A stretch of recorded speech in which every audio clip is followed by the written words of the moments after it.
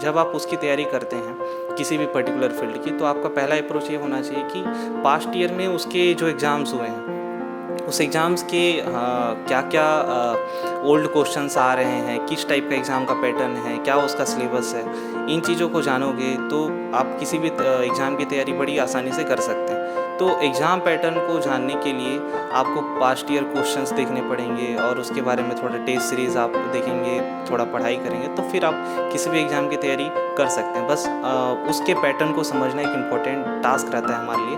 अगर आप उस पैटर्न को समझ गए एग्ज़ाम के और उससे परीक्षा के बारे में आप जान गए, तो आप किसी भी एग्ज़ाम को ईज़िली आप निकाल सकते हैं। बस समझने की ही उसमें देरी रहती है। मेरा जो पहला प्राथमिकता था वो ये था कि जो सिलेबस मेंस में भी है और जो सिलेबस प्री में है उसको मैं साथ रख के तैयारी किया हूँ। सबसे पहले तो आइडेंटिफाई किया कि दोनों प्री और मेंस में कौन कौन से सिलेबस हैं साथ, क्योंकि अभी मैं पिछले कुछ 2 वर्षों से देख रहा हूँ कि जो हमारा सिलेबस है और हमारा जिस तरह से हमारे क्वेश्चंस आ रहे हैं वो अब थोड़े डीप आ रहे हैं। यदि आपने मेंस पढ़ा होगा तो फिर आपका जो प्री में आपका कॉन्सेप्चुअल नॉलेज होगा वो अच्छा रहेगा, तो आप प्री भी आसानी से इजीली क्वालिफाई कर पाएंगे। और दूसरी बात रही मेंस रिटर्न की, यदि आपका पहले से ही मेंस रिलेटेड अप्रोच रहेगा तो आप मेंस भी अच्छा कर पाएंगे। तो मेरी तो अप्रोच स्टार्टिंग से ही दोनों कंबाइंड इंटीग्रेटेड थी और वही था कि जो दोनों के सिलेबस मैच हो रहे थे उसके हिसाब से मैंने तैयारी की थी। और कुछ जो मेंस में अलग सिलेबस था उसको मैंने मेंस के प्री के बाद उसकी तैयारी की थी। तो इस तरह से मेरा अप्रोच रहा है प्री और मेंस का नहीं होती। जैसे मैंने सबसे पहले तो ये किया था, एग्ज़ाम देने से पहले मैंने बहुत सारे टेस्ट सीरीज़ दिए थे। मैंने अपने राइटिंग प्रैक्टिस को, स्किल को सुधारने के लिए टेस्ट सीरीज़ दिया लगातार। मैंने टेस्ट सीरीज़ दिया किसी एकेडमी को ज्वाइन करके, तो वहाँ से मैंने अपने लिखने की प्रैक्टिस को और लगातार पेपर देने की आदत को बना के रखा था। और यही इसका ही एक फ़ायदा हुआ कि जब मैं पेपर देने गया तो मैं काफ़ी अच्छे से सारे क्वेश्चंस अटेम्प्ट कर पाया, क्योंकि सारे क्वेश्चन अटेम्प्ट कर पाना भी इस 4 दिनों में थोड़ा मुश्किल काम होता है। तो फिर ये 4 पेपर जो होता है इसके लिए आपको एक शॉर्ट नोट्स बनाना पड़ेगा कि आप कम समय में कैसे रिवीजन करके जल्दी तुरंत जाके आप पेपर दे सकें। तो एक शॉर्ट नोट्स, दूसरा प्लानिंग आपकी कि कौन से क्वेश्चन को पहले अटेम्प्ट करें और कौन से क्वेश्चंस को बाद में अटेम्प्ट करें, तो ये एक प्लानिंग होनी चाहिए इसमें। और हमारा प्रेजेंटेशन स्किल बहुत इंपॉर्टेंट रोल प्ले करता है उसमें भी, कि आप किसी आंसर को लिख रहे हैं, आंसर कितना डिमांड कर रहा है, क्या डिमांड कर रहा है, क्या मांग रहा है आंसर में, तो जो पूछा जा रहा है वो लिखना है। और आप नंबर बढ़ाने के लिए अलग अलग तरीक़ों को भी अपना सकते हैं। आंसर को पॉइंट में लिख सकते हैं, पैराग्राफ में लिख सकते हैं। तो वो हमको समय का मैनेजमेंट करने आना चाहिए मेंस पेपर में, तब आप मेंस में इन 3-4 दिनों को आसानी से हैंडल कर पाएंगे। तो हैंडल करने के बहुत सारे टिप्स तो मैंने बता दिए कि आपको समय का प्रबंधन करना पड़ेगा, थोड़ा राइटिंग स्किल सुधार के, पॉइंट्स में, पैराग्राफ में जो आंसर डिमांड कर रहा है उतना ही लिखना। ऐसे 3-4 चीज़ों को आप मैनेज करके आसानी से 3-4 दिन मैनेज कर सकते हैं।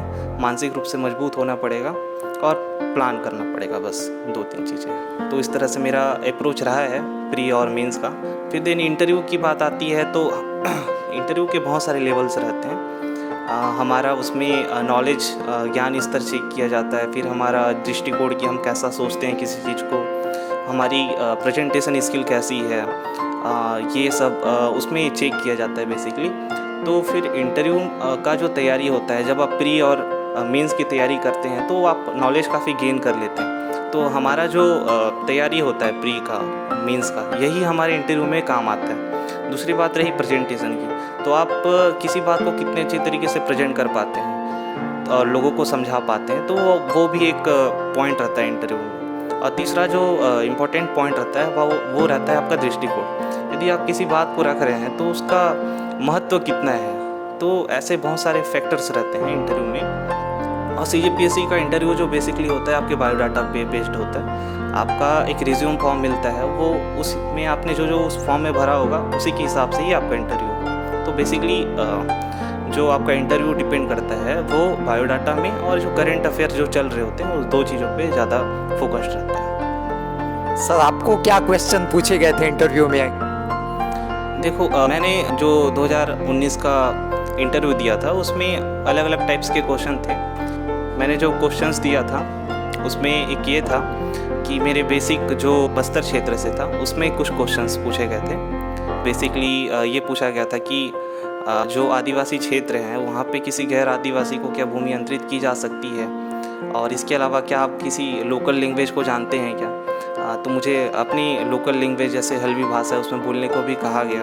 तो इस तरह के, और इसके अलावा जो मेरा एजुकेशन बैकग्राउंड था सिविल इंजीनियरिंग, मैंने जो कॉलेज किया था उससे रिलेटेड कुछ क्वेश्चंस हुए थे। फिर इसके अलावा जो एक और था मेरे बायोडाटा में, वो ये था कि 12th में मैंने फ़िज़िक्स किया था, तो मुझे फ़िज़िक्स से रिलेटेड भी क्वेश्चन पूछे गए थे। इसके अलावा सरकार की योजनाओं को पूछा गया था, और बेसिक जो क्वेश्चंस एक जनरल नॉलेज जो छत्तीसगढ़ का रहता है इस पे क्वेश्चंस हुआ था, और जो करंट अफेयर रहते हैं उस पे था। तो इस तरह से मेरा इंटरव्यू का पूरा कार्यकाल था। बेसिकली जो इंटरव्यू होता है 15 से 20 मिनट ऐसा एवरेज चलता है एक स्टूडेंट का।